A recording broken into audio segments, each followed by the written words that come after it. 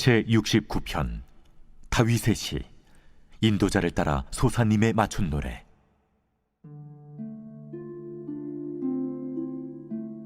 하나님이여, 나를 구원하소서. 물들이 내 영혼에까지 흘러 들어왔나이다. 나는 설 곳이 없는 깊은 수렁에 빠지며 깊은 물에 들어가니 큰 물이 내게 넘치나이다. 내가 부르짖음으로 피곤하여 나의 목이 마르며 나의 하나님을 바라사 나의 눈이 쇠하였나이다. 까닭없이 나를 미워하는 자가 나의 머리털보다 많고 부당하게 나의 원수가 되어 나를 끊으려 하는 자가 강하였으니 내가 빼앗지 아니한 것도 물어주게 되었나이다. 하나님이여, 주는 나의 우매함을 아시오니 나의 죄가 주 앞에서 숨김이 없나이다. 주 만군의 여호와여, 주를 바라는 자들이 나를 인하여 수치를 당하게 하지 마옵소서. 이스라엘의 하나님이여, 주를 찾는 자가 나로 말미암아 욕을 당하게 하지 마옵소서. 내가 주를 위하여 비방을 받았사오니 수치가 나의 얼굴에 덮였나이다. 내가 나의 형제에게는 객이 되고 나의 어머니의 자녀에게는 낯선 사람이 되었나이다. 주의 집을 위하는 열성이 나를 삼키고 주를 비방하는 비방이 내게 미쳤나이다. 내가 곡하고 금식하였더니 그것이 도리어 나의 욕이 되었으며 내가 굵은 배로 내 옷을 삼았더니 내가 그들의 말거리가 되었나이다. 성문에 앉은 자가 나를 비난하며 독주의 취한 무리가 나를 두고 노래하나이다. 여호와여, 나를 반기시는 때 내가 주께 기도하오니 하나님이여, 많은 인자와 구원의 진리로 내게 응답하소서. 나를 수렁에서 건지사 빠지지 말게 하시고 나를 미워하는 자에게서와 깊은 물에서 건지소서. 큰 물이 나를 휩쓸거나 깊음이 나를 삼키지 못하게 하시며 웅덩이가 내 위에 덮쳐 그것에 입을 닫지 못하게 하소서. 여호와여, 주의 인자하심이 선하시오니 내게 응답하시며 주의 많은 긍휼에 따라 내게로 돌이키소서. 주의 얼굴을 주의 종에게서 숨기지 마소서. 내가 환난 중에 있사오니 속히 내게 응답하소서. 내 영혼에게 가까이 하사 구원하시며 내 원수로 말미암아 나를 속량하소서. 주께서 나의 비방과 수치와 능욕을 아시나이다. 나의 대적자들이 다 주님 앞에 있나이다. 비방이 나의 마음을 상하게 하여 근심이 충만하니 불쌍히 여길 자를 바라나 없고 긍휼히 여길 자를 바라나 찾지 못하였나이다. 그들이 쓸개를 나의 음식물로 주며 목마를 때에는 초를 마시게 하였사오니 그들의 밥상이 올무가 되게 하시며 그들의 평안이 덫이 되게 하소서. 그들의 눈이 어두워 보지 못하게 하시며 그들의 허리가 항상 떨리게 하소서. 주의 분노를 그들의 위에 부으시며 주의 맹렬하신 노가 그들에게 미치게 하소서. 그들의 거처가 황폐하게 하시며 그들의 장막에 사는 자가 없게 하소서. 무릇 그들이 주께서 치신 자를 핍박하며 주께서 상하게 하신 자의 슬픔을 말하였사오니 그들의 죄악에 죄악을 더하사 주의 공의에 들어오지 못하게 하소서. 그들을 생명책에서 지우사 의인들과 함께 기록되지 말게 하소서. 오직 나는 가난하고 슬프오니 하나님이여, 주의 구원으로 나를 높이소서. 내가 노래로 하나님의 이름을 찬송하며 감사함으로 하나님을 위대하시다 하리니 이것이 곧 뿔과 굽이 있는 황소를 드림보다 여호와를 더욱 기쁘시게 함이 될 것이라. 곤고한 자가 이를 보고 기뻐하나니 하나님을 찾는 너희들아, 너희 마음을 소생하게 할지어다. 여호와는 궁핍한 자의 소리를 들으시며 자기로 말미암아 갇힌 자를 멸시하지 아니하시나니 천지가 그를 찬송할 것이요 바다와 그 중에 모든 생물도 그리할지로다. 하나님이 시온을 구원하시고 유다 성읍들을 건설하시리니 무리가 거기에 살며 소유를 삼으리로다. 그의 종들의 후손이 또한 이를 상속하고 그의 이름을 사랑하는 자가 그 중에 살리로다.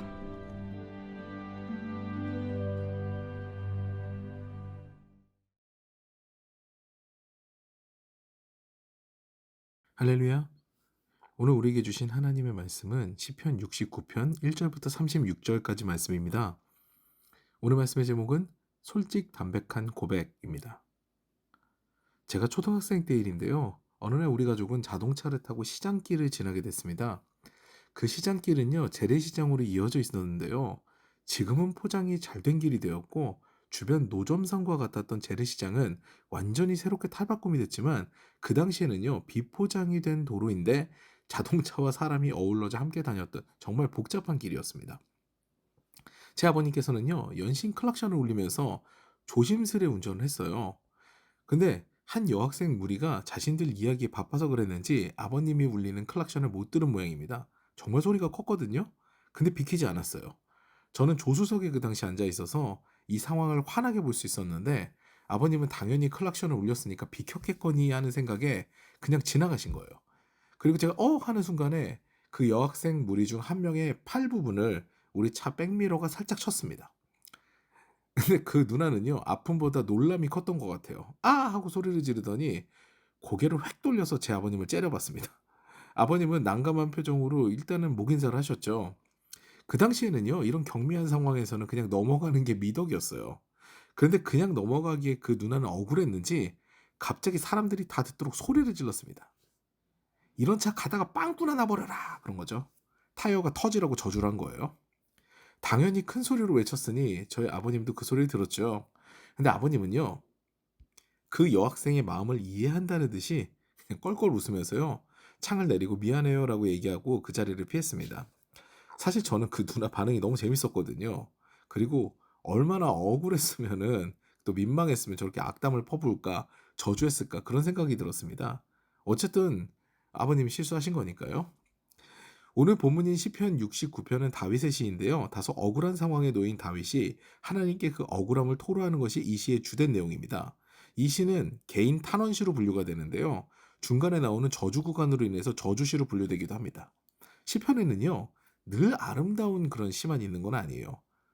알 수 없는 부분에 대해서 토로하는 시도 있고요. 저주시도 몇 편 등장합니다. 어떻게 하나님의 감동으로 쓰여진 성경에 저주의 말이 있을 수 있을까? 이렇게 생각할 수 있지만요. 하나님께서는요, 우리의 솔직한 감정에, 그 솔직 담백한 고백에 공명하시는 분이십니다. 우리는 연약하거든요.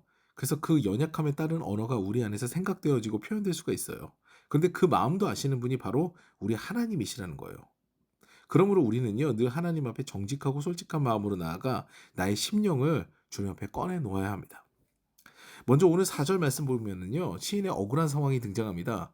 까닭 없이 나를 미워하는 자가 나의 머리털보다 많고 부당하게 나의 원수가 되어 나를 끊으려 하는 자가 강하였으니 내가 빼앗지 아니한 것도 물어주게 되었나이다. 나는 도무지 생각해봐도 미움받을 일을 한 것이 없는데요. 억울하게 미움을 받게 되고 모함을 받게 된 시인입니다. 그리고 머리털 수보다 많대요. 까닭 없이 미워하는 자가. 정말 말도 안 되게 억울한 상황이고 마음 아픈 상황이죠. 근데 부당하게 나의 권리를 박탈당한 시인은요, 그 억울함을 솔직하게 하나님께 아뢰입니다. 그리고 먼저 자신의 마음을 알아달라는 탄원을 5절부터 12절까지 이르러서 고백을 합니다. 근데 시인은요, 자신의 수치보다는요, 하나님을 바라는 자들이 수치를 당하는 것을 더 두려워해요. 의인은 자신의 억울함도 억울함이지만 자신과 함께 있는 자들이 당하는 수치를 더 못 견뎌하는 자들입니다. 그것을 책임지고 지키려고 하는 자들이죠. 6절이에요. 주 만군의 여호와여, 주를 바라는 자들이 나를 인하여 수치를 당하게 하지 마옵소서. 이스라엘의 하나님이여, 주를 찾는 자가 나로 말미암아 욕을 당하게 하지 마옵소서. 이같이 내 주변의 사람들을 책임지고 지키는 사람들이 주 앞에서 의로운 자들입니다. 요셉 보세요. 마리아를 지키기 위해서 정말 고민을 합니다. 이 혼인을 가만히 끊고자 해서 그 당시 혼인을 끊으려고 하면 증인들을 다시 세우고 번거롭게 그 파혼을 하는 절차를 밟아야 되거든요. 그러면서 마리아의 목숨을 지키고 본인이 책임지려고 하는 거죠. 내 주변의 사람들의 생명을, 그리고 그들의 삶을, 그들의 기쁨과 즐거움을 지켜주고 책임지려고 하는 자들이 주님 앞에서는요, 의로운 자들입니다. 그래서 요셉도 성경은 의로운 자라고 고백하고 있는 거예요. 나는 수치를 무릅쓰지만 내 주변의 사람들은 수치와 욕을 먹게 하지 않도록 지키는 자들이 하나님 앞에 의인이지요. 이어서 시인은요, 하나님의 구원을 바랍니다. 14절 말씀입니다. 나를 수렁에서 건지사 빠지지 말게 하시고 나를 미워하는 자에게서와 깊은 물에서 건지소서. 아멘. 하나님의 구원을 기다리는 전형적인 탄원시의 형식을 따른 고백이 이어졌는데요. 이후에 문제의 저주 구간이 등장합니다. 22절부터 28절까지인데요. 그중 가장 충격적인 28절 말씀만 읽겠습니다. 그들을 생명책에서 지우사 의인들과 함께 기록되지 말게 하소서. 말 그대로요. 이들은 구원받지 못하게 하소서 이렇게 저주한 겁니다. 이들 천국에서 보기 너무 싫습니다. 이런 얘기를 한 거예요. 얼마나 시인의 마음이 상했으면 이렇게 고백을 했을까요? 그런데 한바탕 저주를 쏟아놓은 시인은요. 아직 하나님의 구원이 이르진 않았거든요. 근데 이제 후련해진 모양입니다. 하나님을 두 번 연거푸 찬양하며 이 시를 마무리합니다. 특히 30절 말씀 보시겠습니다.